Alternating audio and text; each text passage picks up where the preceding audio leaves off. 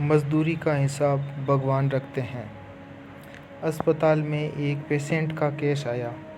मरीज बेहद सीरियस था। अस्पताल के मालिक डॉक्टर ने तत्काल खुद जाकर आईसीयू में केस की जांच की।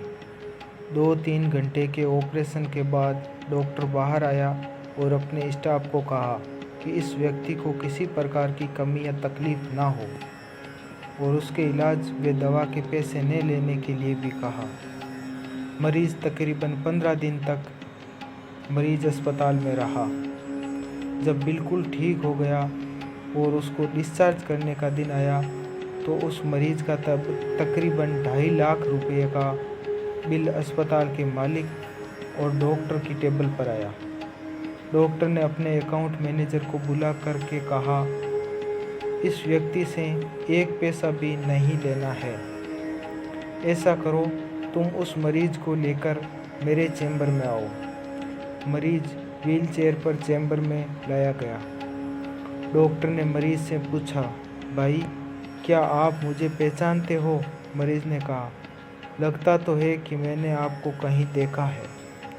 डॉक्टर ने कहा, याद करो, अंदाजन 2 साल पहले सूर्यास्त के समय शहर से दूर उस जंगल में तुमने एक गाड़ी ठीक की थी। उस रोज़ मैं परिवार सहित पिकनिक मनाकर लौट रहा था कि अचानक कार में से धुआं निकलने लगा और गाड़ी बंद हो गई। कार एक तरफ खड़ी करके मैंने चालू करने की कोशिश की, परंतु कार चालू नहीं हुई। अंधेरा थोड़ा थोड़ा घिरने लगा था। चारों ओर जंगल और सुनसान था। परिवार के हर सदस्य के चेहरे पर चिंता और भय की लकीरें दिखने लगी थी और सब भगवान से प्रार्थना कर रहे थे कि कोई मदद मिल जाए। थोड़ी ही देर में चमत्कार हुआ। बाइक के ऊपर तुम आते दिखाई पड़े। हम सब ने दया की नज़र से हाथ ऊंचा करके तुमको रुकने का इशारा किया। तुमने बाइक खड़ी करके हमारी परेशानी का कारण पूछा। तुमने कार का बोनट खोलकर चेक किया और कुछ ही क्षणों में कार चालू कर दी। हम सब के चेहरे पर खुशी की लहर दौड़ गई। हमको ऐसा लगा कि जैसे भगवान ने आपको हमारे पास भेजा है, क्योंकि उस सुनसान जंगल में रात गुजारने के ख्याल मात्र से ही हमारे रोंगटे खड़े हो रहे थे। तुमने मुझे बताया था कि तुम एक गैराज चलाते हो।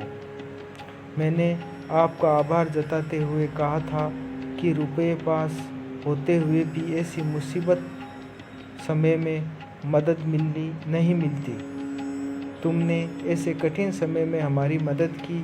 इस मदद का कोई कीमत नहीं है, यह अमूल्य है, परंतु फिर भी मैं पूछना चाहता हूँ कि आपको कितने पैसे दूँ। उस समय तुमने मेरे आगे हाथ जोड़कर जो शब्द कहे थे, वे शब्द मेरे जीवन की प्रेरणा बन गए थे। तुमने कहा था कि मेरा नियम और सिद्धांत है कि मैं मुश्किल में पड़े व्यक्ति की मदद के बदले कुछ नहीं लेता। मेरी इस मजदूरी का हिसाब भगवान रखते हैं। उसी दिन मैंने सोचा कि जब एक सामान्य आय का व्यक्ति इस प्रकार के उच्च विचार रख सकता है और उसका संकल्प पूर्वक पालन कर सकता है, तो मैं क्यों नहीं कर सकता। और मैंने भी अपने जीवन में यही संकल्प ले लिया है। 2 साल हो गए हैं, मुझे कभी कोई कमी नहीं पड़ी। अपेक्षा पहले से भी अधिक मिल रहा है। यह अस्पताल मेरा है। तुम यहाँ मेरे मेहमान हो और तुम्हारे ही बताए हुए नियम के अनुसार मैं तुमसे कुछ भी नहीं ले सकता। यह तो भगवान की कृपा है कि उसने मुझे ऐसी प्रेरणा देने वाले व्यक्ति की सेवा करने का मौका दिया। ऊपर वाले ने तुम्हारी मजदूरी का हिसाब रखा और वो हिसाब आज उसने चुकता कर दिया। मेरी मजदूरी का हिसाब भी ऊपर वाला रखेगा और कभी जब मुझे ज़रूरत होगी वो ज़रूर चुका देगा। डॉक्टर ने मरीज से कहा, तुम आराम से घर जाओ और कभी भी कोई तकलीफ़ हो तो बिना संकोच के मेरे पास आ सकते हो।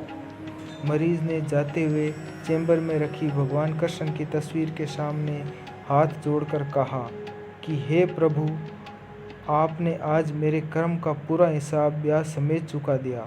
सदैव याद रखें कि आपके द्वारा किए गए कर्म आपके पास लौट कर आते हैं, और वो भी ब्याज समेत। वर्तमान में कठिन समय चल रहा है, जितना हो सकता है लोगों की मदद करें। आपका हिसाब ब्याज समेत वापस आएगा। आप सभी का दिन शुभ हो।